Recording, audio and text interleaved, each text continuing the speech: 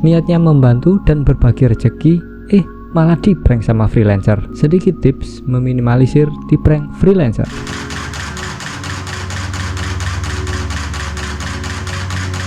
Assalamualaikum, semangat pagi teman-teman. Semoga kita semua sehat, tetap semangat, serta selalu dalam lindungannya, amin. Jadi bulan ini adalah bulan wedding nasional, bertepatan dengan bulan Jawanya, yaitu bulan besar, di mana banyak orang yang melaksanakan nikah. Jalan-jalan sudah mulai ditutup setelah hampir 2 tahun lebih. Acara keramaian itu di stop ataupun diminimalisir oleh pemerintah. Jadi bulan ini ataupun di tahun 2022 ini sudah mulai banyak wedding dilaksanakan, sudah jalan-jalan sudah mulai ditutup untuk gawe ataupun ada kegiatan warga, kegiatan hajat. Kemudian para fotografer juga statusnya sudah mulai status lokasi 1, lokasi 2, tim 1, tim 2, tim 3, sampai tim bayangan. Semua berkeliaran di status medsosin. Teman-teman juga merasakan ataupun terkena imbasnya ataupun mendapatkan rezeki dari bulan besar ini. Semoga ke depan sudah tidak ada pembatasan-pembatasan lagi yang lumayan berdampak terhadap semua sektor sih, terutama sektor yang berhubungan dengan hiburan ataupun dengan pernikahan, termasuk fotografer ataupun dokumentasi dan yang lainnya. Oke, jadi selain euforia wedding yang saya sebutkan tadi, ada beberapa kejadian terutama di grup WA yang saya ikuti ya, meskipun saya tidak terlalu aktif, tapi saya selalu membaca, ya istilahnya silent rider lah. Ada beberapa teman di grup itu kebingungan karena di prank oleh freelancernya yang tidak datang ke lokasi ketika acara sudah mau mulai. Jadi ya jelas panik dong, karena yang di hire ataupun yang diserahkan atau diserahi tanggung jawab untuk mendokumentasikan itu ternyata tidak datang. Untungnya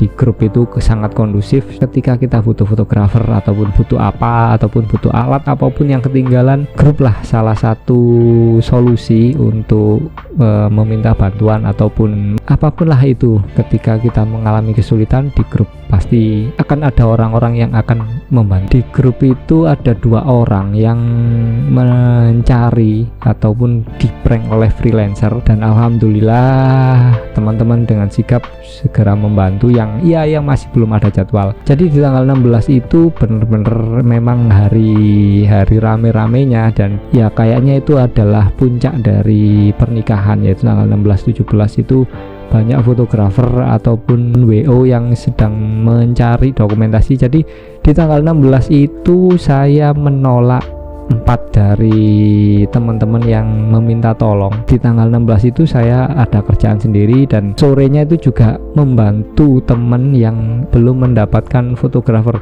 Itu pun saya diberitahu itu adalah 2 hari sebelum acara. Untungnya acara pagi itu hanya berlangsung sampai jam 1, jam 2an, dan acara sorenya itu mulai dari jam 3. Jadi masih bisa lah saya membantu untuk menghandle dari acara teman saya. Kemudian kejadian yang kedua yaitu di tanggal 24 kemarin itu sempat videografernya yang tidak datang. Sebenarnya ini bukan kerjaan saya sendiri, saya cuma membantu temen untuk menghandle dari weddingnya temen yang kebetulan tidak bisa ataupun sedang handle job yang lain. Jadi saya diminta tolong untuk menghandle di tanggal 24 pagi. Ternyata videografernya tidak datang, tanggal crowded, dan juga permasalahannya juga permasalahan crowded.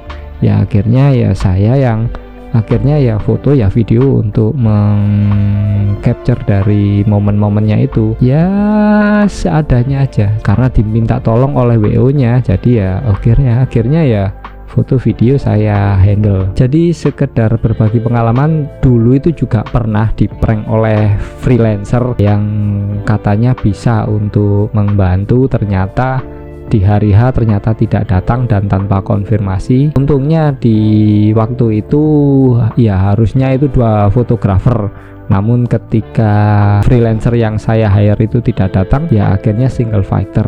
Alhamdulillahnya kliennya juga tidak terlalu perhatian, ya kitanya yang nggak enak, yang awalnya paketnya 2 fotografer, ternyata di hari H itu ataupun di pemberkatannya itu hanya 1 fotografer. Namun ketika waktu resepsi, ya mau nggak mau saya harus mencari penggantinya. Oke, jadi dari pengalaman di prank oleh freelancer itu, saya akan berbagi tips bagaimana agar meminimalisir di prank oleh freelancer. Tips yang pertama, cari freelancer yang memiliki attitude yang baik. Bagi saya, attitude yang baik itu lebih penting daripada sebuah hasil yang istimewa, karena hasil ataupun karya foto itu masih bisa kita olah lagi di proses editing.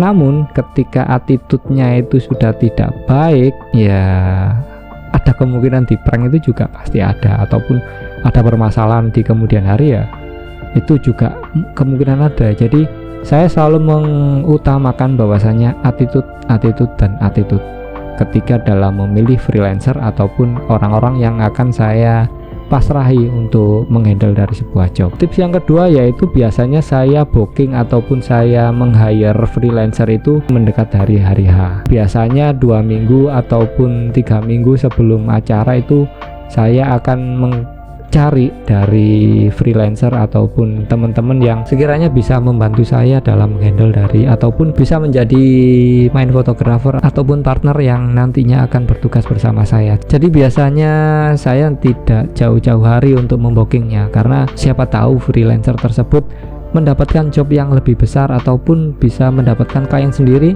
itu bakalan lebih menguntungkan bagi si freelancernya. Sebisa mungkin saya akan meng-hire 2 minggu ataupun 3 minggu sebelum hari H. Tips yang ketiga yaitu pastikan 1 hari sebelum hari H kita konfirmasi lagi bahwasanya acaranya tidak ada perubahan. Jadi kita pastikan lagi, bisa nggak si freelancer ini menghandle dari acara ataupun menjadi partner kita ketika bertugas. Karena terkadang ya namanya manusia lupa nyatet ataupun ternyata ada jadwal yang lain.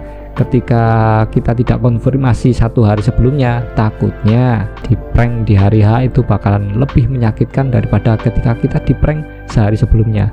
Kalau sehari sebelumnya kita masih bisa cari-cari lah, kalau sudah hari H dan waktu acara tidak datang itu sangat menyakitkan. Tips yang keempat yaitu minta freelancer kalau sudah sampai di TKP kirim foto untuk menunjukkan bahwasanya dia sudah berada di lokasi. Biasanya freelancer itu saya kasih brief ataupun saya minta tolong agar ketika sudah di lokasi itu memberikan laporan lah, atau istilahnya bahwa dia sudah berada di lokasi dan siap untuk bertugas. Kita bisa lebih tenang ketika melepas ataupun mempasrahkan dari kerjaan kita ke freelancer yang akan menghandle acara kita. Ya kecuali kalau si freelancer itu menjadi partner kita, ya sudah, yang penting kita datang duluan dan freelancer bisa sesuai dengan jadwalnya lah. Tips yang terakhir, jika memang kurang yakin, bayar DP-nya dulu. Untuk opsi ini sih biasanya saya tawarkan sih, mau dibayar DP dulu ataupun tidak. Kalau ya terkadang mereka nggak usah mas, nanti aja